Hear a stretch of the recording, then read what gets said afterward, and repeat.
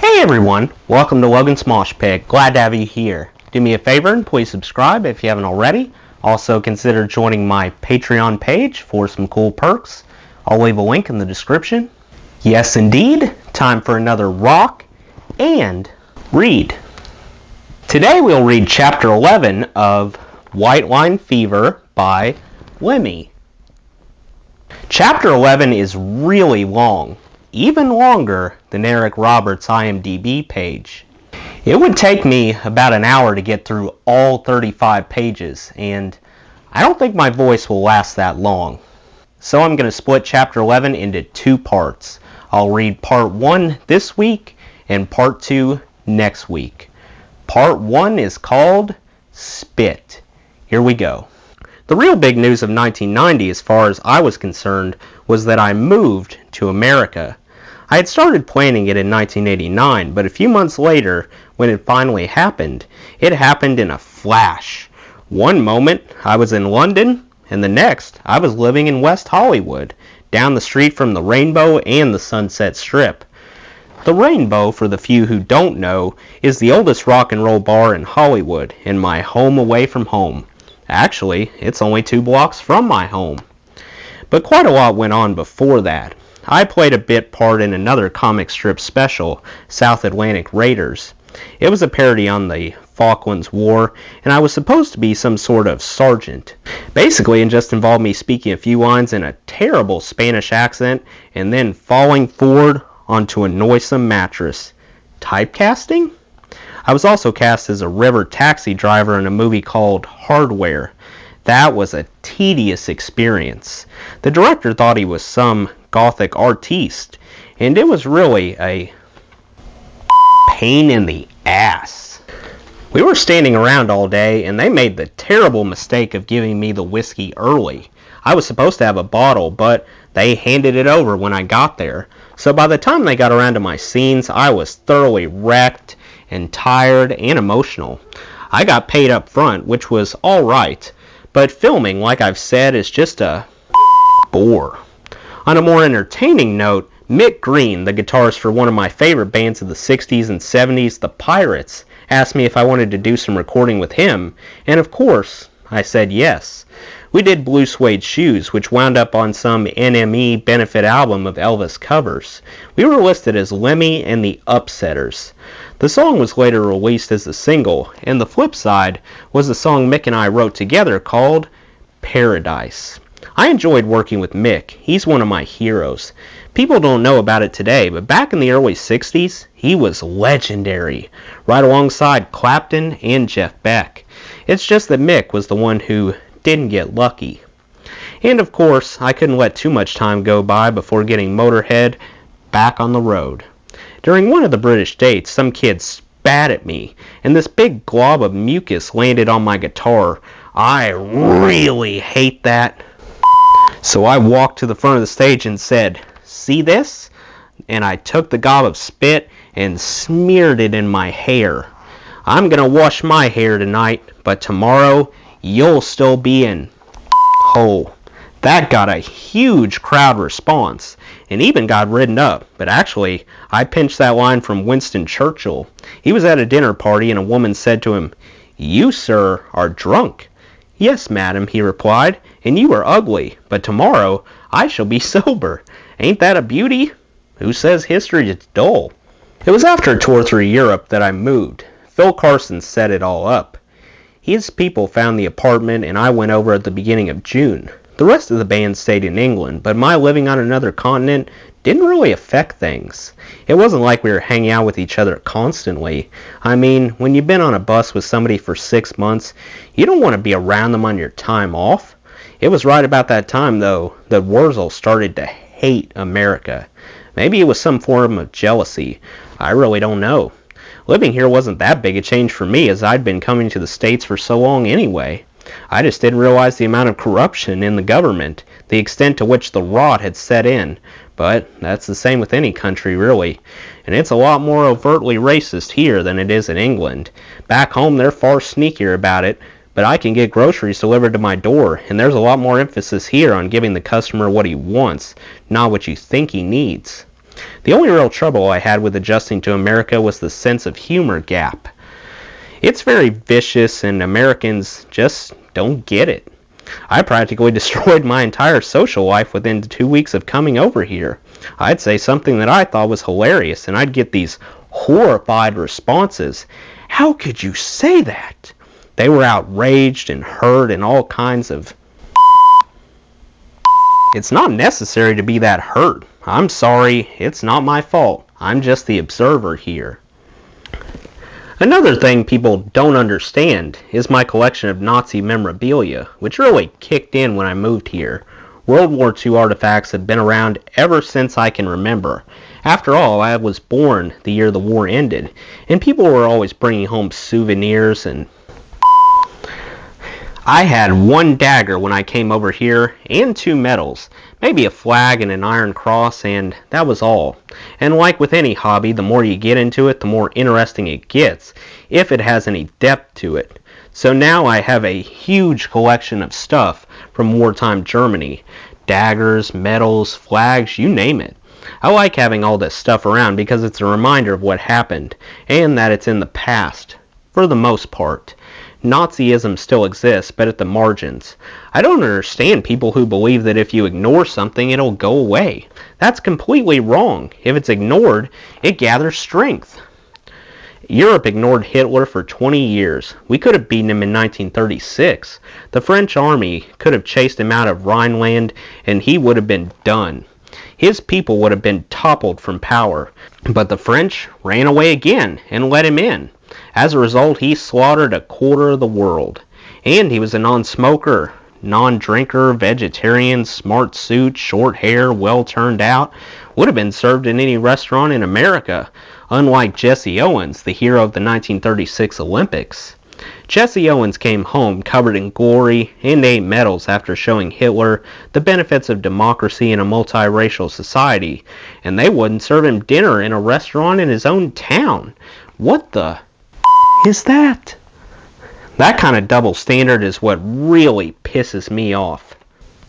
Do you know that there are still clubs in England and America where Jews aren't allowed? This is a country of denial. Look at the model airplane industry. They won't put a swastika on the model of a Messerschmitt 109, and that was the national insignia of Germany at the time. So does that mean in the future there will be no white stars on the side of a Mustang kit because somebody in the planning room believes it's a symbol of American imperialism? Are any Jews less dead because they won't allow a swastika on a plastic model airplane? No. And let's not even get into what so-called Americans did to the real Americans, the Indians. As you can probably tell, I've had my fair share of arguments over all this. Apparently, people don't like the truth, but I do like it. I like it because it upsets a lot of people. If you show them enough times that their arguments are bull, then maybe just once one of them will say, "Oh, wait a minute, I was wrong." I live for that happening. Rare, I assure you. Anyhow, let's get back to business, meaning the nasty business of the record industry. That was one of the main reasons I moved to Los Angeles, to be near our record company. We'd had a meeting with Jerry Greenberg, the head of WTG in London, and he was most interested in us and very supportive. But I immediately thought to myself, I've got to be on the spot. I couldn't be in England with Motorhead on an American label because it had never worked before. And this was the first time we had actually been signed to make a record. Each time before, the American corporation was just picking up a record we had made for a British company. So it was even more important for me to keep an eye on things. From the start, I knew my suspicions were justified. The first thing the record company did when I arrived was to give me a brunch at their offices. Brunch! I mean, what the is brunch? Can't they spell lunch? Do they have a problem with the letter L? And do you know what this big deal welcome aboard brunch consisted of? Take-out Chinese food in foil pans. You want some more sweet and sour pork, Lemmy? Great to have you over here, man. Motorhead has always been one of my favorite bands. Ha! None of them had ever heard a thing we did, except for the week before when they had to cram. It's such and so obvious, yet they thought I couldn't see them for what they really were. Nearly everyone there was some old industry executive shoved into a new position at a new label. I didn't see anybody new and vibrant about. That said, I do want to mention that Jerry Greenberg was great, as was his assistant, Leslie Hawley. Leslie used to let us use the office phone to call around for gigs and new management. We couldn't have afforded all those transatlantic phone calls on our own, so that really saved our butts. What we didn't realize at the time was that we were being taken for a ride, and so was Jerry Greenberg. All I can figure in retrospect is that Sony must have been using WTG as a tax write-off, because those executives seemed to do everything they could to guarantee that WTG, and as a result, anything Motorhead did for them, would lose money. But let's face it, when have record labels not been manned by a bunch of idiots? Like the old CD long box affair during our time with Sony, they were having huge fights over the long box. It was one of the most inconvenient forms of packaging anyone ever came up with, and there were people at Sony losing their jobs over the loss of that long box. That alone says a lot about what's wrong with the industry. Call me old-fashioned, but I've always preferred vinyl over CDs anyhow. Record company stupidity and Chinese takeout brunches aside, people did take note of my move to Los Angeles. There was a real buzz going on for us when we got signed to WTG and when I moved over here. I was on the cover of BAM! And getting all these invites from people. It was great being big news again for a while, and we were about to live up to all this hype and attention, brief as it was, by making one of the best records of our career. But before we even got in the studio, we had a record coming out, totally against our wishes. Our former manager Doug Smith released that live recording of our 10th birthday party show. We had told Douglas back in 1986 that the video of the show was enough, and we didn't want it out, so he'd been sitting on it ever since. Once we were away from him, though, he did what he wanted with it. It was purely a cash-in thing, of course. We slapped an injunction on him to keep him from releasing it. Actually, Wurzel was the one who took action in England, as I was already living in the States, and that kept it at bay. For a while. But we gave up in the end. It was just too much work. And besides, like I mentioned, we were working on a new record, so we were quite busy. Of course, being Motorhead, it couldn't possibly go off without a hitch. The first thing we had to overcome was the album's original producer, Ed Stasium. We recorded 4 songs with him before we decided he had to go. See, he overstepped his mark. One day we were listening to a mix of Going to Brazil, and I said, "Turn up them 4 tracks there." He did, and there were all these claves and tambourines that he'd put on. He must have gone in after our session and added all that junk. He certainly didn't do it while we were there. That was very strange, and so we fired him. After that we got Pete Solly, who was great. Several of the songs on 1916, Love Me Forever, and 1916, for example, were very different from anything we had done before. But it's not like we were trying to change, we just did. Things started to change when I came to the States to live, and we just sort of continued on from there. But quite a lot of 1916 was exactly what our fans had come to expect from us. Only better, of course. Take I'm So Bad. It's a loud rock and roll song with absurd lyrics, just typical Motorhead. What's really strange, though, is that some woman from the Melody Maker said that the lyrics are sexist. I don't know where she got that. I make love to mountain lions, sleep on red-hot branding irons. When I walk, the roadway shakes, bed's a mess of rattlesnakes. You tell me how that could lead to the oppression of women.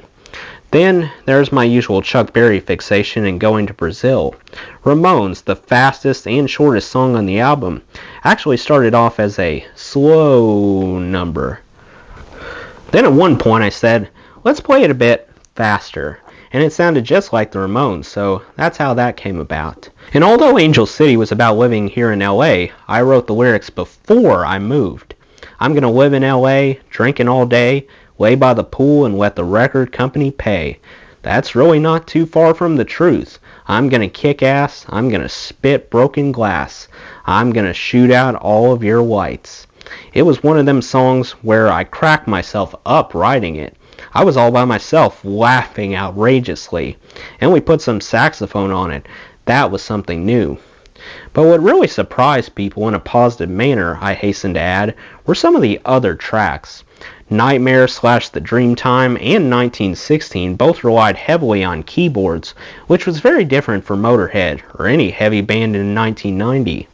In fact, 1916 also had cello and no guitars whatsoever. I wrote the words before I wrote the music. It's about the Battle of the Somme in World War I.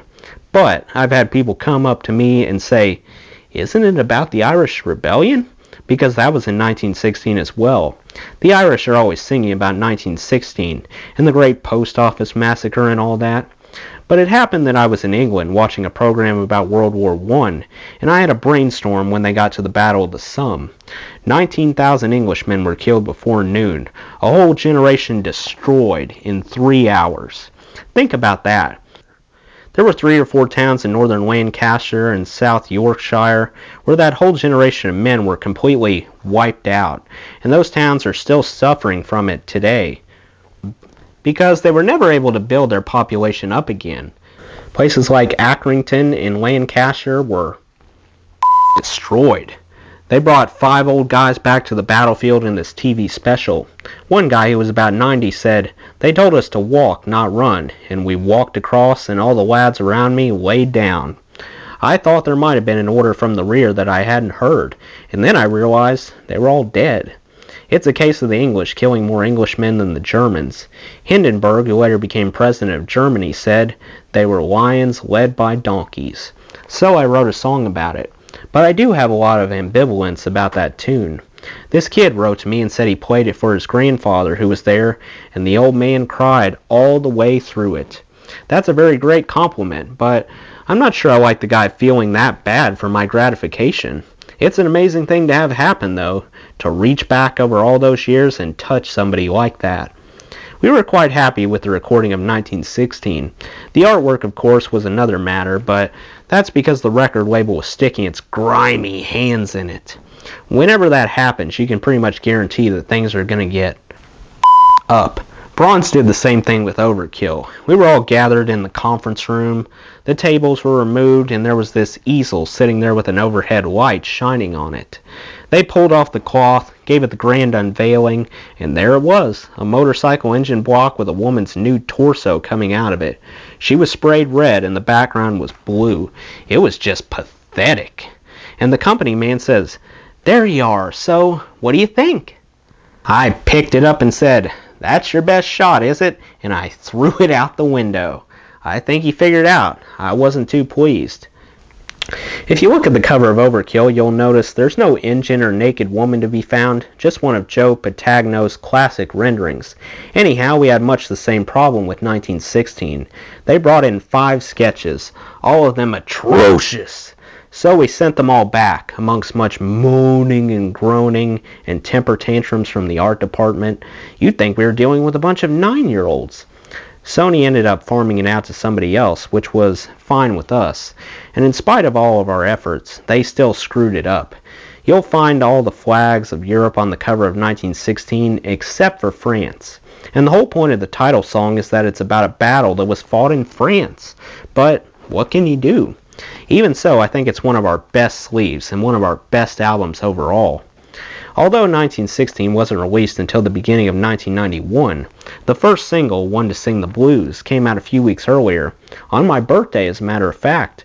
That's really a great song. Maybe we'll put it back in the set one of these days. In February, the usual happened. We went out on the road and did a bunch of TV and radio shows. Phil Taylor's mother died just as we were beginning our tour through Great Britain. She had cancer and we sent him home to see her. He was able to spend some time with her before the end. We all love Ma Taylor, and her death really hurt Phil. I don't know if that's the reason he gave up on music. Probably not, but it certainly didn't do him any good. Opening for us throughout Great Britain were the Almighty and an American girl group, the Cycle Sluts, who came with us through Europe too. They were something else. They were pretty much a novelty act with funny lyrics. I think they were doing it for a laugh and the chance to travel around the world. They were nice girls, and I enjoyed having them around. I had a terrible crush on one of them for the whole European tour, but I never got her. Typical. There were only a couple of troublesome points on that tour. While we were in Britain, I got the gastric flu, and we had to reschedule 4 dates. I was really sick and spent 4 days in a hotel just throwing up. It came out of me like a thunderbolt. We'd be in the van, and 1 minute I was all right, and the next minute I was heaving out the window. Stop the van! Those viral things are going to keep getting stronger, because every 5 years a new strain comes out that they didn't plan on, and someday one of those bugs is going to kill half the planet. The other trouble concerned that other deadly virus known as our record label. They sent a camera crew on the road with us and spent 5 days in Germany shooting a video. Everything louder than everything else. Then tried to stick us with a $9,000 bill. Of course, we never paid, and a couple years later, we were dropped, so they had to eat it. Bad luck, guys. Back to the drawing board. Tax loss anyway, right? Overall, the songs from 1916 went down pretty well. We sat keyboards off to the side. For a while, Phil Campbell was playing them on Angel City, but he got very stroppy, and we had to stop him doing them after a bit. We'd wind up with horns and no guitars. Phil would have had to have been an octopus to make it work. He is some sort of amphibian, but definitely not an octopus. So our guitar roadie Jamie did the keyboards until we phased them out. We never did play 1916 live. It's too iffy because you have to have silence for it, and you're not going to get it with our audience. Any mixed reactions we had in England didn't have anything to do with our music. A few of our English fans seemed to be a bit upset that I had moved to the States. It was like I deserted them or some such. Since half the band, Wurzel and Phil Campbell, were still living in Britain, they couldn't quite hate us, and they couldn't completely love us either. Filthy had come to the States too with me, but he had the wrong visa in his passport, and they sent him back. Another Motorhead foul-up. They didn't really know what to do with us. The main trouble was that we didn't totally sell out the venue, so all the English promoters stopped booking us, except in London. For the next 5 years, they were the only country in all of Europe, the whole world actually, that wouldn't underwrite our shows and guarantee the money. We certainly couldn't afford to put up the cash. It would have amounted to something like £100,000 to tour our own country. I certainly didn't have that kind of money, and if I had, I would have spent it on something else. We finally got to go back to tour England in 1997, and it thoroughly amused me to see that we had sold out everywhere we played. In May, before we went to Japan, we made an appearance on the David Letterman show. Actually, it was only me and Phil Campbell. Wurzel didn't want to do it, and I don't remember where Phil Taylor was. They only wanted 2 of us anyway because we had to play with the show's band. We didn't perform a song from the new record though. It was Chuck Berry's Let It Rock. And we never did meet David Letterman. In fact, he got the name of our album wrong. He called it Motorhead. But we did see a lot of Phil Schaefer, the band leader. He was great. All in all though, the David Letterman experience was not that impressive. They gave me a hard time about my cigarettes. Pardon me, but you can't smoke in here. Why not? It fogs up the camera lens. Stupid excuse number 1869, you know? By the time we went to Japan, we had changed managers. Again. Phil Carson was offered a job at Victor Records, and I can't blame him for taking it. So we went with Sharon Osbourne, Ozzy's wife, but that only lasted for a few weeks. I had been asking her to work with us for ages because I knew she was a great manager, but as it turned out, she wasn't for us. It did not go at all well. Our trip to Japan was the clincher. We wanted to take our tour manager with us because he knew us, but she insisted on sending hers. This guy named Alan Perman. He's dead now, and no, we didn't kill him, although we would have liked to. Alan destroyed our career with Sharon. He claimed we wrecked a hotel and all kinds of... and we didn't do anything. Nothing. What he did was give all the float money to Phil Campbell, which was a completely idiotic thing to do. Shows you what kind of a tour manager he was. And then he tried to cover himself by saying he had to pay for us wrecking the hotel. We did none of the stuff that he said we did. We weren't exactly angels, but this was just one of those times we were actually innocent. And I'd like 3,426 other cases to be taken into consideration. It was unbelievable, a complete fabrication. And then he came back and dumped the whole crew in L.A., found our regular tour manager Hobbs' room, gave him $300, and left. What's Hobbs going to do with $300 and 6 crew? And the band hadn't been paid yet either. This was all very bad news, but unfortunately, Sharon believed Alan's lies and thought we were the bad news. Once we were back in the States, it was a foregone conclusion. We were already judged and sentenced. Sharon dropped us 3 days before the start of our American tour because of Alan. He was her boy, see, so she had to stick up for him. And Sony got infected by all this too, and were running around in a panic.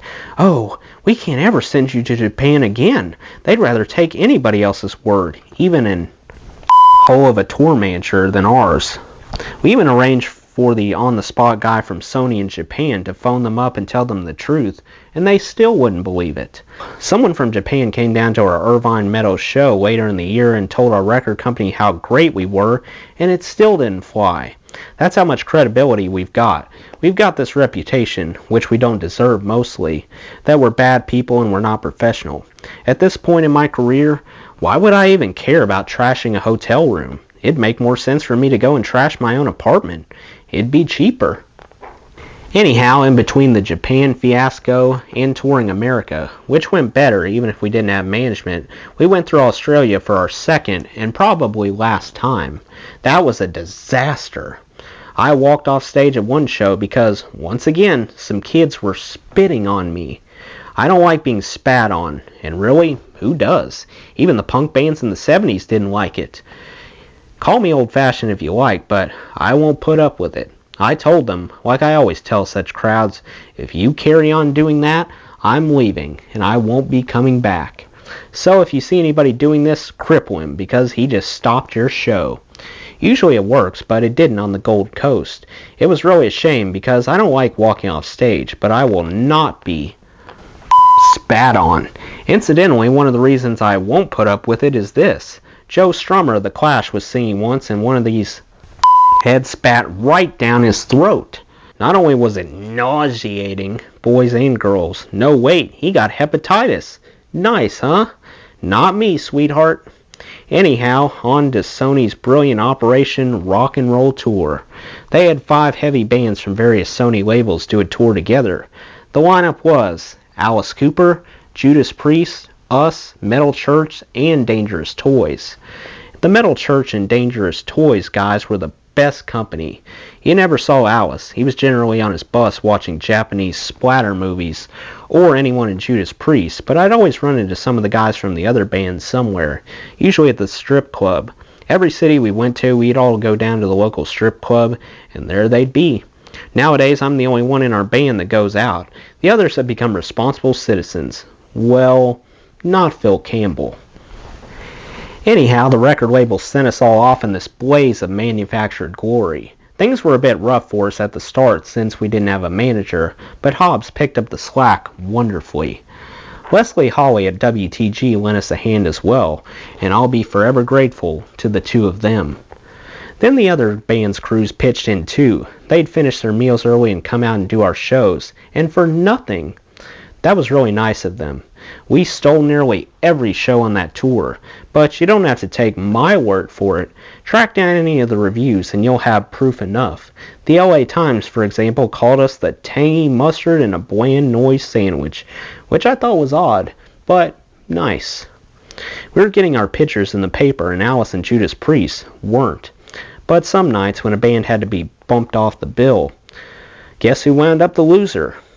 If you've hung in with me till now, I think you know the answer. To be fair, we did cost more than the bottom 2 bands, and Metal Church did get bumped off of some dates too. Dangerous Toys stayed on because they were the apple of Sony's eye at the time. The singer had red hair and sang with a falsetto, just like Axl Rose, so he figured out their motives. We ended up being cut out of 6 or 7 dates. In North Carolina, when we got scratched, we went down to South Carolina with Metal Church and did our own gig. The problem was nobody was fighting for us since we didn't have a manager. If we had the manager we have now, believe me, we would have been on every night of that tour. Unfortunately, we missed the last 4 gigs of that tour, and amazingly enough, it wasn't Sony's fault. There was an accident backstage in Boston, and I broke my ribs. See, I was climbing all over this bird at the side of the stage. She was really keen, and I was really keen. "Do you want another drink?" I said, and she said, "Yeah." So I reached over for my drink and fell over my own equipment and cracked 2 ribs. It only took me about a week to heal, just long enough to miss the end of the tour. Well, that's the end of part 1. Let me know what you thought of part 1 in the comments. Stay tuned for part 2 next week. That does it for today's video, guys. I hope you enjoyed. Make sure to like, comment, and subscribe if you haven't already. I really appreciate the support. I'll see you next time. Till then, rock on.